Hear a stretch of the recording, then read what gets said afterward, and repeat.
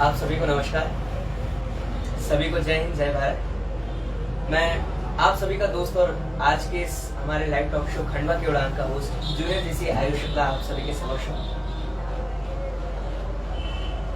आज हमारा यह लाइव टॉक शो विश्व स्वास्थ्य दिवस के अवसर पर रखा गया है, जिसमें विशेष चर्चा के लिए आज हमारे साथ हैं आप सभी के जाने माने एवं खंडवा के प्रसिद्ध जाने माने होम्योपैथिक स्पेशलिस्ट डॉक्टर प्रशांत डोंगरे जी, जिनका मैं स्वागत करता हूँ। Thank you. एवं साथ ही साथ हमारे जो गणमान्य जन हैं जो आज हमारे साथ फेसबुक लाइव के द्वारा जुड़ रहे हैं, उन सभी का मैं स्वागत, वंदन एवं अभिनंदन करता हूँ। तो आइए, आज पहले जैसा कि मैंने बताया, आज विश्व स्वास्थ्य दिवस है, इस पर हम चर्चा करेंगे। तो इस चर्चा को आगे बढ़ाते हुए बहुत सारे क्वेश्चंस आते हैं और मेरे मन में भी क्वेरीज रहती हैं, जो मैं आज सर के समक्ष रखूंगा और मैं चाहूंगा कि सर इसके बारे में बताएं। चलिए अब इस टॉक शो को स्टार्ट करते हुए सर, मैं पहले चाहूंगा कि आप थोड़ा सा आपके बारे में जानकारी लें। जी, मैं इस टॉक शो को स्टार्ट करूँ। जी आयुष, मैं डॉक्टर प्रशांत डोंगरे विगत 25 वर्षों से खंडवा में प्रैक्टिस कर रहा हूँ। मैं होम्योपैथिक चिकित्सा विशेषज्ञ हूँ और मेरा होम्योपैथिक से मुख्य उद्देश्य है कि मैं लोगों को बीमारियों से फ्रीडम दिलाऊँ, उनकी समस्याओं को दूर करूँ। बहुत अच्छी बात है सर, हमें बहुत गर्व महसूस हो रहा है आपके साथ यहाँ बैठकर। अब इस कार्यक्रम को आगे बढ़ाते हुए मैं पूछना चाहूँगा सर कि बीमारियाँ जैसा कि बहुत सारी कई प्रकार की, आप थायराइड ले लीजिए, बीपी ले लीजिए, शुगर ले लीजिए, बहुत है बीमारियाँ, बहुत सारी हैं, पर इन बीमारियों के कारण क्या है? ये किस कारण से बीमारियाँ हो जाती हैं? आयुष, बीमारियाँ को थोड़ा सा समझने के लिए मैं चाहूँगा एक्सप्लेन करना कि बीमारी को अगर इंग्लिश में बोला जाए डिजीज बोला जाता है ना। डिजीज का मतलब ये था कि इजीनेस में डिस्टर्बेंस हो जाए तो वो डिजीज है। जब हमारी सामान्य दिनचर्या, हमारी जो रेगुलर एक्टिविटी, वो अगर कहीं डिस्टर्ब हो रही है तो हम उसको डिजीज बोलते हैं। बेसिकली डिजीज का ओरिजिन जो है वो कहाँ से होता है? ब्रेन से। अगर हम देखें मृत व्यक्ति में, एक जिंदा आदमी में, मुर्दा आदमी में डिफरेंस है ब्रेन का है। जिंदा आदमी को छींक आती, मुर्दा आदमी को नहीं आती। नाक में अगर लकड़ी लेके जाएंगे तो एक जिंदा जो व्यक्ति है उसी को छींक आएगी। तो ये कौन करा रहा है? हमारा ब्रेन करा रहा है। तो बेसिकली बीमारियों का, कोई भी बीमारी, बीपी हो, शुगर हो, थायराइड हो, एलर्जी हो, अधिकतर बीमारियों का कारण, और हमारी जो मेडिकल बुक्स होती हैं उसमें बीमारी का कारण जो होता है वो ईटियोलॉजी बोला जाता है कि अननोन ईटियोलॉजी मतलब कारण जानकारी नहीं है, ऐसा मेडिकल बुक्स में है। फिर बैक्टीरिया, फंगस, वायरस, ऐसी बीमारी के भी कारण। पर मेरा ऐसा सोचना है, मेरा अपना अनुभव ये कहता है कि सारी बीमारियों के पीछे कहीं ना कहीं हमारा ब्रेन का इन्वॉल्वमेंट है। जैसे फॉर एग्जांपल, एक व्यक्ति है जो अभी लॉकडाउन में बड़ा परेशान रहा, उसका बिजनेस सफर हो गया। वो बिजनेस सफर होने की वजह से उसको कुछ ना कुछ लक्षण आने लग गए, क्योंकि वो स्ट्रेस में रहने लगे, उससे बीपी बढ़ गया, शुगर हो गई। तो यहाँ पर बीमारी के नाम पे हमने क्या बोला? ब्लड प्रेशर हो गया और शुगर हो गया। सही बात भी, बीपी बढ़ गया है तो हमको दवाइयाँ देनी पड़ेगी, उसको कंट्रोल करना चाहिए। शुगर ब्लड में बढ़ी हुई नजर आ रही है, उससे लक्षण आ रहे हैं, पर ओरिजिन इसका क्या होगा? वो स्ट्रेस, वो तनाव, और वो तनाव कहाँ आएगा? ब्रेन में। तो बेसिकली जो बीमारी शब्द है, डिजीज है, इजीनेस में डिस्टर्बेंस, वो बेसिकली मेरे हिसाब से मैं ऐसा सोचता हूँ कि जब हमारी व्यक्तिगत लाइफ स्टाइल प्रभावित होती है, हमारा ब्रेन से रिलेटेड जो केमिकल से वो प्रभावित होता है, तो हम उसको डिजीज बोलते हैं, उसको बीमारी बोलते हैं, उसको हम बीमारी बोलते हैं। तो जैसा कि मैं समझ रहा हूँ कि आप सभी सर की बात को समझ गए होंगे कि बीमारियों के कारण क्या हैं। तो आगे बढ़ते हैं सर। समझ में आ गई सारी चीज़ें ब्रेन से कनेक्टेड है। बिल्कुल। अगर हम पॉजिटिव रहेंगे तो हम पॉजिटिव सोचेंगे, अगर हम नेगेटिव सोचेंगे तो हम नेगेटिव ही रहेंगे। सही बात। तो हमें हमेशा पॉजिटिव रहना है ताकि हम मेंटली भी पॉजिटिव रहें। आगे सर बढ़ते हुए क्वेश्चंस ब्रेन में फिर से आता है बिल्कुल कि इन बीमारियों के क्या क्या लक्षण हो सकते हैं। इनको कैसे पता करें? अब मतलब नॉर्मली सर कुछ हो रहा है तो उसको कैसे पता करें कि क्या हो सकता है? इसको अगर लेमन लैंग्वेज में बोले तो ब्रांडिंग क्या है जी ना? देखिए, बीमारी कौन पैदा कर रहा है? बेसिकली हमारा ब्रेन। हमारे शरीर में क्षमता तो है सबसे लड़ने की। एक घर में मच्छर घुसता है, सबको काटता है, जी लेकिन मलेरिया एक ही क्यों होता है? लड़ने की क्षमता तो सब में थी। जिस व्यक्ति में क्षमता नहीं थी, वो कीटाणु अंदर गए, वो लड़ नहीं पाए, इसलिए लक्षण ब्रेन बोलने लगा कि कुछ गया है, बुखार आ गया, ठंड लगी, उल्टी, जो भी लक्षण। तो बेसिकली बीमारियों का भी यही कर सकते हैं। शरीर का जो अंग प्रभावित होगा, मान लीजिए पेट प्रभावित हुआ, तो पेट के लक्षण आएंगे। पेट के लक्षण क्या होते हैं? उल्टी, दस दर्द, ज्यादा हो तो खून की उल्टी, लैट्रिन के रास्ते ब्लड। ऐसे स्किन में होगा तो क्या होगा? रूखापन, खुजली, और उसमें कुछ न कुछ किसी तरह की इरप्शंस। शरीर का जो अंग प्रभावित होगा, अगर हार्ट से रिलेटेड है, हार्ट प्रभावित हुआ है, तो वो प्रेशर करने में, पंपिंग करने में डिस्टर्ब होगा, तो उससे रिलेटेड लक्षण, मतलब जो ऑर्गन इन्वॉल्वमेंट है उसके अकॉर्डिंग। मसल्स और बोन्स में क्या होगा? पेन, जॉइंट्स में पेन। तो शरीर का जो अंग प्रभावित होगा उसके लक्षण आते हैं। और मुख्य लक्षण अगर मैं बोलूं, अगर कॉपी आपको दूं, तो 20-30 लक्षणों में सारे बीमारी कवर हो जाती है। बुखार, fever is a protective phenomena. हमारे शरीर में लड़ने के लिए क्षमता के लिए ईश्वर ने खून में कुछ सेल्स होती है जो लड़ती। अब कुछ अगर कीटाणु अंदर गए तो खून का दौरा बढ़ गया, और खून का दौरा बढ़ा तो नेचुरल टेम्परेचर बढ़ेगा उन कीटाणु को मारने के लिए। फीवर, कॉफ, कोल्ड, पेन, खुजली, ये सामान्य तौर पे लक्षण होते हैं बीमारियों के। हम उसको ब्रांडिंग कर देते हैं। मतलब मैं माफी चाहूंगा हम डॉक्टर्स दोस्तों के साथ में, लेकिन हम भी ब्रांडिंग करते हैं कि हाँ ये टैग हो गया, ये ब्लड प्रेशर है, ताकि आदमी, हाँ अब मुझे ब्लड प्रेशर की बीमारी, मुझे बीपी की गोली खाना, ये आपको थायराइड का प्रॉब्लम हो गया, ये आपको स्किन में एक्जिमा हो गया, सोरियासिस हो गया, बाल पपड़ी झड़ने लगे। तो हम लोग टैग कर देते हैं, ब्रांडिंग करते हैं। आम आदमी को से कोई लेना नहीं। आनंद फिल्म होती है जिसमें बताया लिम्फोसार्कोमा ऑफ इंटेस्टाइन, राजेश खन्ना, क्या लेना, लेकिन बेसिकली डिस्टर्बेंस है कहीं ना कहीं। ओके, तो जैसा कि आप सभी ने सुना कि इन बीमारियों के लक्षण आप नॉर्मली पता कर सकते हैं कि अगर जो जहाँ पर जो जगह आपकी प्रभावित हो रही है उससे रिलेटेड कुछ ना कुछ इश्यूज आपको आ रहे हैं, तो पास के चिकित्सक को दिखाएं और कोशिश करें कि आप मेंटली फिट रहें, तो ऐसी दिक्कतें आए ही ना। इसी के साथ सर आगे बढ़ते हुए इन बीमारियों का सही इलाज क्या हो सकता है सर? कि मतलब इन्हें किन पद्धतियों से ठीक करा जा सकता है? बिल्कुल आयुष, ऐसा है कि लक्षण दो तरह के होते हैं। एक लक्षण जो अभी तीव्र गति से आए, बुखार बहुत तेज आ गया है ना, उल्टियाँ ज्यादा हो रही है, दस्त लग रहे हैं, खुजली ज्यादा आ रही है, ऐसे लक्षण जो हमारे ब्रेन बता रहे हैं कि कोई बीमारी है, कुछ गड़बड़ हो रहा है, तो ये ब्रेन की हाइपर एक्टिविटी। उस स्थिति में हमको कुछ ऐसी दवाइयों का सिलेक्शन करना पड़ेगा जो जस्ट अपोजिट ब्रेन, कि यार तू चुपचाप रहे, ब्रेन को कंट्रोल कर ले दवाइयों के माध्यम से। तो हम सभी जानते हैं कि हम इस तरह का ट्रीटमेंट प्रेफरेंस देते हैं। एलोपैथिक चिकित्सा पद्धति सबसे बेस्ट पुरानी पद्धति भी है, और इस तरह से अभी के लक्षणों को कंट्रोल करने के लिए उससे अच्छा कोई विकल्प नहीं। बहुत तेज फीवर आ गया, क्या करेंगे? क्योंकि अगर ज्यादा तेज फीवर रहा तो झटके आ सकते हैं बच्चे को, किसी व्यक्ति को। तो उन कॉम्प्लिकेशंस को रोकने के लिए ब्रेन के अपोजिट लक्षण कौन करा रहा है? ब्रेन। पर अभी चूंकि वो ज्यादा मात्रा में काम कर रहा है, ज्यादा दौड़ रहा है, तो उसको चुपचाप बैठाने के लिए हमको कुछ दवाई गोली देनी पड़ेगी। खूब एसिड्स बन रहे हैं तो एसिडिटी खूब हो रही है, डकार आ रही है, गैस खूब हो रहा है, तो वो कौन करा रहा है? ब्रेन। कुछ एंजाइम्स, कुछ हार्मोन सभी हो रहा है, तो उसको किसी भी तरह से हमको सप्रेस करना है। तो बेस्ट ट्रीटमेंट होता है कि हाँ अभी बहुत ज्यादा प्रॉब्लम है, ये करना। लेकिन जब कोई चीज ये हो रहा है कि बार बार हो रही है, मतलब कहीं ना कहीं हमारी प्रतिरोधक क्षमता प्रभावित हो रही है, तो उस स्थिति में हमारे पास दूसरा ऑप्शन होता है homeopathic treatment. Homeopathic treatment basically ये ट्रीटमेंट होता है कि व्यक्ति को ठीक करो, बीमारी को नहीं। जी, आदमी में जो कमजोरी है उस कमजोरी को दूर करो। जैसे अभी कोविड में हम जान गए कि रेजिस्टेंस, प्रतिरक्षा प्रणाली, ये ऐसे शब्द आम आदमी जान गया, बहुत सारे व्हाट्सएप, फेसबुक से जान गया जी। तो ओवरऑल उद्देश्य ये होता है कि हम अपनी क्षमताओं को मजबूत करें, उसके लिए प्रतिरक्षा क्षमता, इम्यूनिटी सिस्टम को स्ट्रॉन्ग करें, हम खुद बीमारी से लड़ सके, इससे सक्षम हो। ये ट्रीटमेंट बेस्ट होता है होम्योपैथी।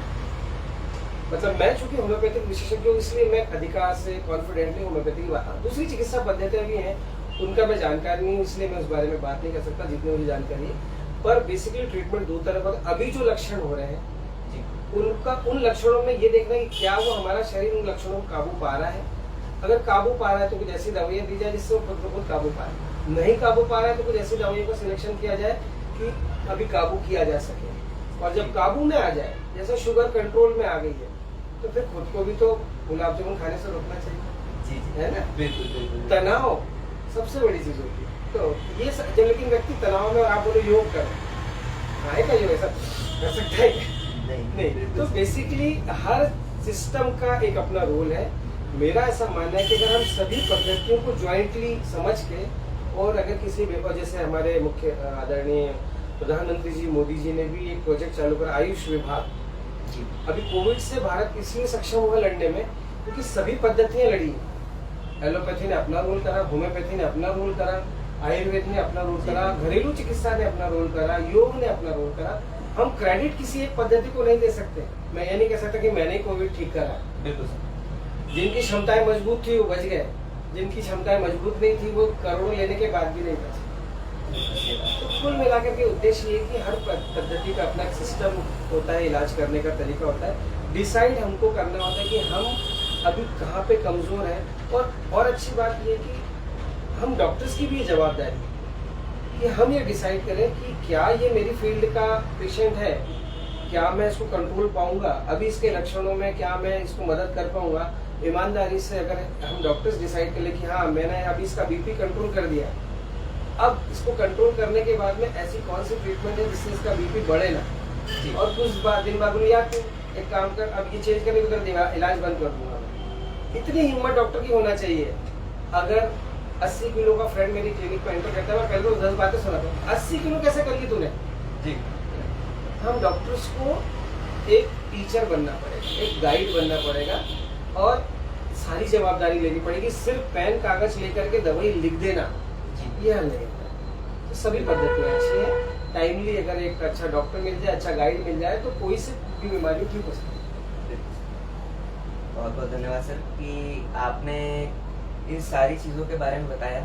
पद्धतियों से भी हमको समझ में आया कि ऐसा कुछ नहीं है कि हर एक बीमारी का इलाज इसका ये है कि आप इसको ऐसा करें या इसको ऐसा करें तो तभी ठीक हो पाएगा। आप सभी के साथ चलें, सभी चीज़ें धीरे धीरे ठीक होती जाएगी।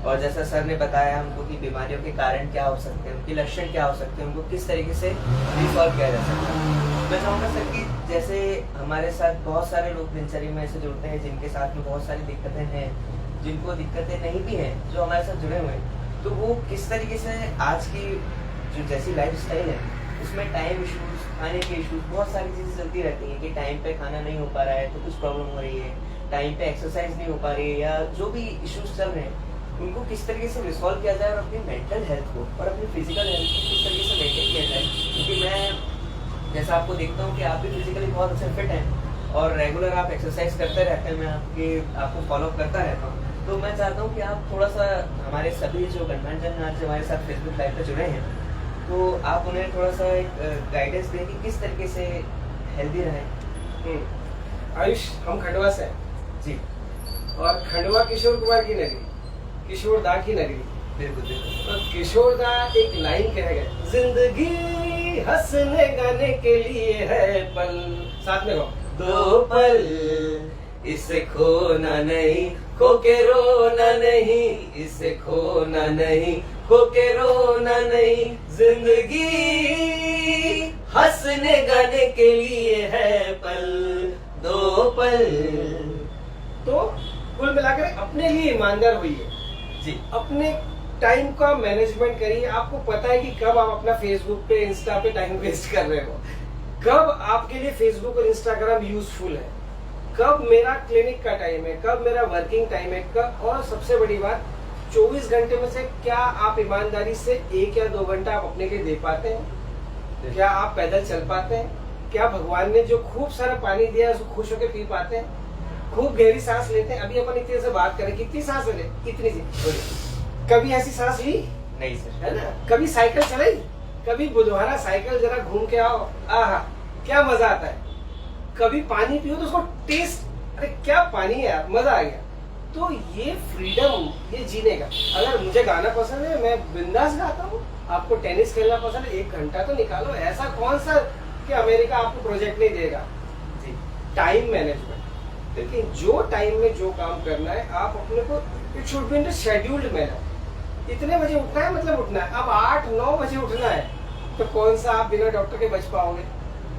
11-12-1 बजे सोना है।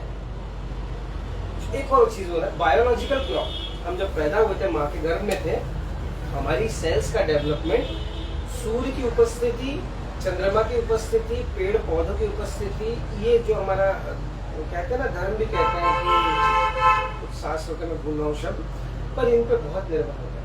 कितना अगर आप सोचो एक पौधा है जिसको धूप ही नहीं मिले तो ग्रो करेगा क्या? नहीं करेगा। हम तो सनस्क्रीन चौपड़ करके मतलब माफ कीजिए लोकल लैंग्वेज, सनस्क्रीन लगा करके धूप में निकलते हैं, स्कार्फ बांध करके निकालते हैं। अरे धूप गर्मी भगवान ने दी है। 20 डिग्री एसी में सोएंगे रात में जी, और दोपहर में जब आप कहोगे तो 46 डिग्री खंडवा में, 44 डिग्री। तो ये कौन सी, और फिर 20 डिग्री पंखा चला के रजाई ओढ़ के सोएंगे गर्मी में? ये समझदारी है क्या? नहीं। तो नेचर के साथ रहिए ना जी, नेचर के साथ रहिए। नेचर ने जो दिया उसको प्रेम से, हवा पानी, गाड़ी को अच्छा चलने के लिए हवा पानी, तो हवा खूब इंजॉय। जब भी मौका मिले ना, मैं टिप्स दे रहा हूं, ऐसा खूब गहरी सांस लो, फ्री में मिली है। पानी खूब पियो, कुछ जरूरत नहीं कि आओ लगा ये लगा बोले, जो नेचुरल पानी मिल रहा है। और सबसे बड़ी चीज होती है हम जो इस चीज का एक्सेप्टेंस। अगर हम अमृत को भी जहर मान लेना तो जहर ही हो जाएगा जी। तो जो मिल रहा है बड़े प्रेम से, अरे ये तो मिल गया। एक हैप्पी हार्मोन होता है हमारे शरीर में, हमारे कुछ शरीर के सारे रासायनिक मेटाबॉलिज्म जिसको बोलते हैं, कुछ रासायनिक प्रक्रिया हमारी प्रॉपर चले, तो ये सब कुछ केमिकली डिपेंडेंट होता है। अब जब आप इस तरह की प्रक्रियाएं करेंगे तो केमिकली बैलेंस्ड रहेंगे, और केमिकली बैलेंस रहेंगे तो सारा इलेक्ट्रिकल एक्टिविटी और केमिकल एक्टिविटी आपकी नॉर्मल रहेगी, तो गाड़ी बराबर चलेगी। नहीं तो स्पार्क प्लग में कचरा आ रहा है, फिर उसका नाम दे रहे हैं, अटैक आ रहा है ना? तो टेक्निकली मैं इजी लैंग्वेज में बात कर रहा हूँ, क्योंकि मेरा शुरू से उद्देश्य रहा है कि हम फ्रेंडली होकर के, डॉक्टर और पेशेंट जितना फ्रेंडली होगा ना, बीमारी इतनी जल्दी ठीक होगी। और मैं कॉलर डॉक्टर साहब ऐसा करके तो कोई मरीज नहीं ठीक हो सकता जी सर। तो मेरा ऐसा मानना है कि हम अपने लिए ईमानदार हो जाए। हमको पता है कि हम क्या गलत कर रहे हैं। सिगरेट पीने के बाद लंग्स खराब होंगे, अब कितनी पीऊं मैं कि खराब नहीं हुई, ये प्रश्न। शराब पीने के बाद लीवर खराब होगा। किताब में लिखा है हमारी मेडिकल की बुक्स में, 5 साल तक अगर कोई आदमी 30 ml, 40 ml, 60 ml पीता है तो 5 साल बाद उसको लिवर सिरोसिस, लिवर सड़न पैदा हो जाती है। ये किताब में लिखा है। क्या ये जरूरी है कि 5 साल का इंतजार किया जाए? जरूरी। और हर आदमी की सेंसिटिविटी, एक चीज और मैं कह रहा, हर आदमी की सेंसिटिविटी अलग होती है। जैसे सपोज ये चीज गर्म है, एक आदमी होता है हाँ गर्म है, एक आदमी होता अरे बहुत गर्म है, और एक आदमी अरे बहुत गर्म, और चौथे को तो शौक ही लग जाएगा। तो ये सेंसिटिविटी होती है, हर आदमी का एक रिएक्शन टाइम होता है। किताब में मेडिकल की बुक्स में लिखा है 5 साल में लिवर खराब होगा, लेकिन हो सकता है कोई 3 साल में खराब हो जाए, कोई का 8 साल भी नहीं खराब हो। अब जो पीने वाले होते हैं वो क्या बोलते हैं, अरे दादा लोग तो सालों से पी रहे हैं, उनका कुछ नहीं हुआ तो मेरा क्या होगा? ऐसा नहीं, उनकी सेंसिटिविटी अलग थी। हर व्यक्ति का अपनी एक इंडिविजुअलाइजेशन होती है, अपनी क्षमता होती है। तो उस क्षमता के अनुरूप अपने आप को तैयार करिए और अपना कार्यकलाप उस क्षमता के अनुरूप करिए। बहुत बहुत धन्यवाद सर कि सारी चीज़ों को आपने इतने ब्रीफ में भी बताया और साथ में मस्ती में भी बताया कि हम नॉर्मली क्या होता है कि डॉक्टर के पास जाते हैं तो थोड़ा सा डर लगता है कि वो डांटेंगे या जो बताएंगे तो वो इतना ऐसा स्पेसिफिक रहेगा, इतनी ज़्यादा इंग्लिश में रहेगा या ऐसा रहेगा कि वो समझ में ना आए। पर सर ने आज हमारे जो विशेष चर्चा पर जिस तरीके से हमको चीजें समझाई, अभिषेक आयुष डिस्टर्ब करो, अभिषेक भी हमारे साथ जुड़े हैं और अभिषेक लाइव कर रहे हैं। अभिषेक कोई प्रश्न हो तो आप हमसे पूछ सकते हैं, वहीं से पूछिए आप। सर मैं ये पूछना चाहूंगा कि अभी आपने गर्मी की बात कही जी, तो गर्मी में अभी खासकर बच्चों के, छोटे बच्चों के स्कूल्स लग रहे हैं जी, तो हम ऐसी क्या चीजें करें, क्या बच्चों को बताएं, क्या पेरेंट्स जाने कि बच्चों को गर्मी से बचा पाएं और एक स्वस्थ उनकी स्कूलिंग अभी कंटिन्यू रह पाए, इस बारे में सर अगर आप कुछ बताना चाहें तो बिल्कुल। अभिषेक बच्चे ही नहीं, सभी लोगों के लिए एक जरूरी चीज है कि हमको हमारे बॉडी के टेम्परेचर को मेंटेन करना होता है ना। अगर हम कहीं देखें एक बगुना बाहर रख दे धूप में, अभी थोड़ी देर बाद क्या होगा, पानी उड़ जाएगा। ऐसी हमारी बॉडी से भी पानी की कमी होती है। पानी में कुछ मिनरल्स होते हैं, सोडियम पोटेशियम होता है।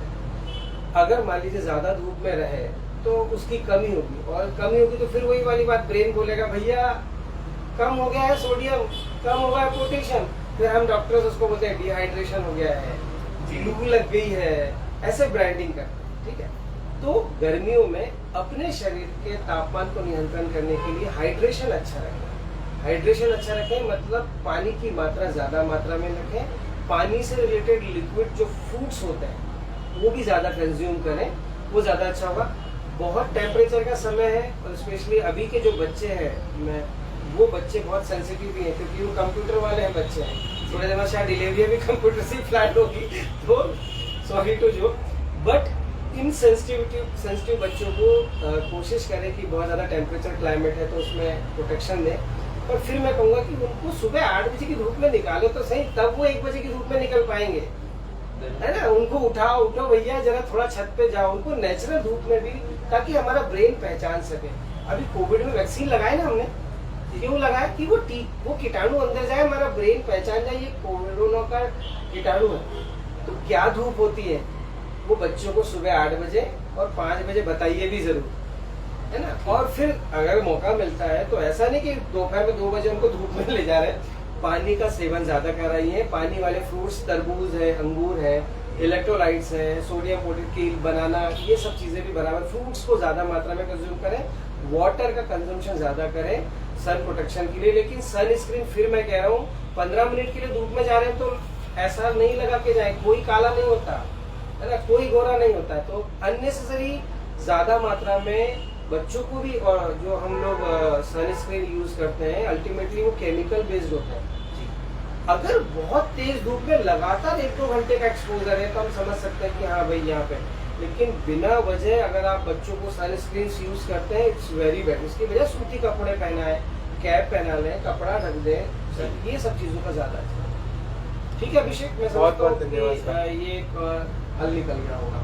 बिल्कुल सर, बहुत अच्छे से हल निकल गया सारी चीज़ों का सर। बहुत अच्छे से हमें भी मतलब एक सारी चीज़ें बहुत शॉर्ट शब्दों में और एक नॉर्मल अपन जिस तरीके से बातचीत करते हैं उन शब्दों में हमको गहराइयों तक अपनी चीज़ें समझा दी। तो मैं समझता हूँ कि हमारे जो कंटेंट हमारे साथ जुड़े हैं उनको भी इसी तरीके से समझ में आया होगा। तो अभिषेक जी आप चाहें कुछ और पूछना? एक और बात कहना चाहूँगा मैं कि जब कोई लक्षण आ रहा है आपको तो उसको कारण जानने की कोशिश करें। आपको कारण पता है, आपको एसिडिटी हो रही है, जलन हो रही है, डकारें खूब आ रही है, पेट फूल रहा है, गैस बन रहा है, मोशन बराबर नहीं हो रहा है, कब्जियत रह रहा है, पेट से रिलेटेड समस्या, थायराइड हो गया है, वजन बढ़ रहा है, तो आप कारण जानने की कोशिश खुद करें कि ऐसा क्यों हो रहा है। क्या स्ट्रेस एक फैक्टर है, या हमारी दिनचर्या में परिवर्तन है, या हम जो कंज्यूम कर रहे हैं खाना, हम कैलोरीज, जो हमारी ऊर्जा है, तो क्या हम जो खा रहे हैं ईमानदारी से पूछो कि वो कैलोरी बर्न करने लायक नहीं, तो ब्रेन कंफ्यूज है कि अब मैं इसकी एनर्जी को कहाँ ट्रांसफर करूँ, वो जमा करके हालत बना देता है, तोड़ निकाल देता है, या एसिड्स को खूब स्ट्रेस ले रहे हैं, बॉडी में एसिड लेवल अच्छा है, अब डकारे मारे जा रहे हैं, अरे तो आपके पीछे का स्ट्रेस है, एसिडिटी की गोली खाने से अब नहीं निकलेगा। लोग बोलते ना कि चलो ये गोली से एसिडिटी ठीक हो गई, इट्स ओके बहुत, लेकिन ये ठीक नहीं है कि लगातार वो खाते रहेंगे जी। तो उस कारण को लाइफ स्टाइल मैनेजमेंट जिसको बोलते हैं कि दिनचर्या को आप व्यवस्थित करिए तो ऑटोमेटिकली गैस बनना बंद हो जाएगी। डकारें ज्यादा जो आ रही हैं, पेट की मैं मुख्यतः बात करता हूँ क्योंकि मैं ऐसे बहुत सारे मरीज हाल फिलहाल में देख रहा हूँ कोविड के बाद में स्ट्रेस बहुत बढ़ेगा। बहुत सारे पेशेंट्स, किसी को स्किन डिजीज है, अभी एक बच्चा है जिसको कि स्किन में सोरियासिस है, पपड़ियाँ निकल रही है और 12 साल से। लेकिन जब मैं थोड़ा डिटेल जानने की कोशिश की ऐसा क्यों, मुझे ये पता चला कि उसके पेरेंटिंग जो है, मतलब पेरेंट्स जो है वो बहुत स्ट्रिक्ट है, अपने फादर से वो बात नहीं कर पाता है, आंख से आंख मिला के फादर ये कर वो कर वो कर, वो स्ट्रेस, वो खींच उसको स्किन के रूप में बाहर दिखा रहा है, वो सोरियासिस जी। ठीक है, अब हम कितने भी क्रीम, शैम्पू, ट्यूब लगा लेंगे हो जाएगा, लेकिन क्या, तो अब उसकी सेंसिटिविटी को करेक्ट करने के लिए अब वो फादर को तो बदल नहीं सकते जी, लेकिन उस सेंसिटिविटी जो बच्चे में डेवलप हो रही है ना, उसके लिए जरूर कुछ मेडिसिन और उसका इलाज करें, सोरियासिस ठीक हो जाएगी। बिल्कुल ठीक है ना। बीपी बढ़ा हुआ है, ठीक है, टेंशन है, तो बीपी को कंट्रोल करिए, लेकिन उससे रिलेटेड जो स्ट्रेस है वो कैसे कंट्रोल हो सकता है, वो सेंसिटिविटी कैसे ठीक हो सकती है, उसका भी ट्रीटमेंट करिए। और बीच में जब बीपी ठीक हो, मैं ऐसा नहीं बोलता हूँ कि गोली बंद कर दें, पर बंद करने की कोशिश भी तो कर सकते हैं।